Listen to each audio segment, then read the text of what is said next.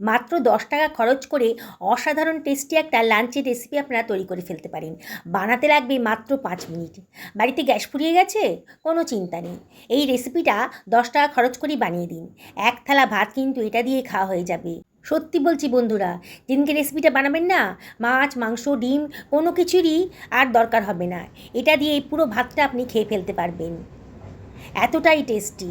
চলুন তাহলে কথা না বাড়িয়ে রেসিপিটা বানিয়ে ফেলি। আর মাত্র 10 টাকাই খরচ করতে হবে এর জন্যে। আমাদের বাড়িতে আমি কিন্তু প্রায়ই রেসিপিটা বানাই, আমাদের পরিবারের সবার দারুণ প্রিয়। হ্যালো বন্ধুরা, আশা করি সকলে ভালো আছেন। আজকে অসম্ভব টেস্টি একটা রেসিপি নিয়ে এসে হাজির হয়েছি। বিনা গ্যাস জ্বালিয়ে এত সুন্দর একটা টেস্টি রেসিপি যে তৈরি হতে পারে, আপনারা না দেখলে কল্পনাও করতে পারবেন না।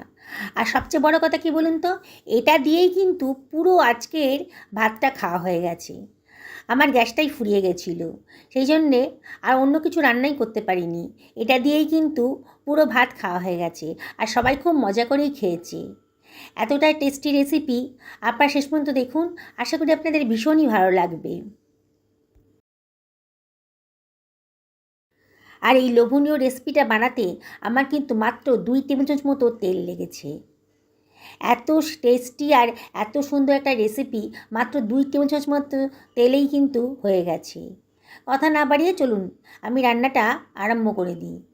আমি এখানে 1.5 আঁটি মতন ধনেপাতা নিয়েছি। এখন বাজারে প্রচুর তাজা ধনেপাতা উঠেছে, এরকমই 1.5 আঁটি মতো ধনেপাতা নিয়েছি। আর ধনেপাতার ভেতর কিন্তু অনেক নোংরা থাকে, তাই ধনেপাতাগুলোকে আমি খুব ভালো করে জল দিয়ে ধুয়ে নেব। 2 থেকে 3 বার জল চেঞ্জ করে করে ধনেপাতাগুলোকে ভালো করে ধুয়ে নিয়েছি। এবার ধনেপাতার গোড়ার দিকের অংশটা আমার কোনো কাজে লাগবে না, ওটা আমি ছুরি দিয়ে কেটে বাদ দিয়ে দিচ্ছি। বন্ধুরা, রেসিপিটা এতটাই টেস্টি না, একবার যদি বানিয়ে খান বারে বারে কিন্তু আপনাদের বানিয়ে খেতে ইচ্ছা করবে। পরিবারের সবাই কিন্তু আপনাকে এটা বানানোর জন্য রিকোয়েস্ট করবে। আমি ধনেপাতাটাকে ধনেপাতাগুলোকে আর কি কেটে নিলাম, যেমন খুশি কাটা যায়। বুঝতেই পারছেন আমি এটা মিক্সার গ্রাইন্ডারে দেবো। কাটা হয়ে গেছে, আমি এবার এটাকে সরিয়ে রাখছি। একটা মিক্সার গ্রাইন্ডার নিয়ে নিচ্ছি। এখানে আমি 1/2 টেবিল চামচ মতো সাদা সর্ষে আর 1/2 টেবিল চামচ কালো সর্ষে একসাথে মিশিয়ে দিয়ে দিলাম। 1 টেবিল চামচ মতন পোস্ত দানা দিয়ে দিলাম, দারুণ সুন্দর টেস্ট আসবে। আর দিয়ে দিচ্ছি 1 টেবিল চামচ মতো লবণ।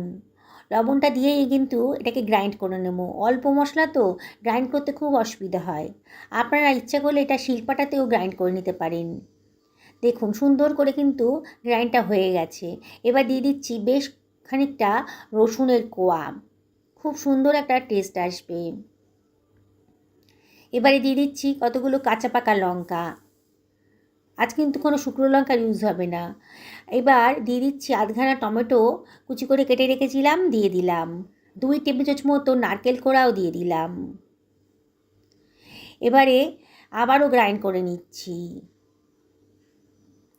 দেখুন মোটামুটি একটা পেস্ট মতো তৈরি হয়ে গেছে। এবার আমি এটাকে ভালো করে একটু নাড়াচাড়া করে দিলাম, দিয়ে এর ভেতরে দিয়ে দেবো ধনেপাতা। আমি যে পরিমাণ ধনেপাতা নিয়েছি তাতে একবারে কিন্তু গ্রাইন্ড করতে পারবো না, এই ব্যাচে ব্যাচে করতে হবে। খানিকটা ধনেপাতা এর ভেতরে দিয়ে দিচ্ছি। অসম্ভব টেস্টি, আপনার এটা বানাতে কিন্তু 4 থেকে 5 মিনিট সময় লাগবে। আর এই দিয়েই কিন্তু এক থালা ভাত নিমেষের মধ্যে শেষ হয়ে যাবে। এর ভেতরে আমি দিয়ে দেব সামান্য 1 টেবিল চামচ মতো জল। জলটা কম দেওয়ারই চেষ্টা করবেন, তাতেই কিন্তু টেস্টি হবে। আবারও গ্রাইন্ড করে নিয়েছি। দেখুন কত সুন্দর একটা পেস্ট তৈরি হয়ে গেছে। এবারে বাকি যে ধনেপাতাটা রেখেছিলাম সেটাও আমি এর ভেতরে দিয়ে দেব। দেখুন কত সুন্দর পেস্টটা তৈরি হয়ে গেছে। এবারে আমি বাকি ধনেপাতাটাও এর ভেতর দিয়ে দিচ্ছি।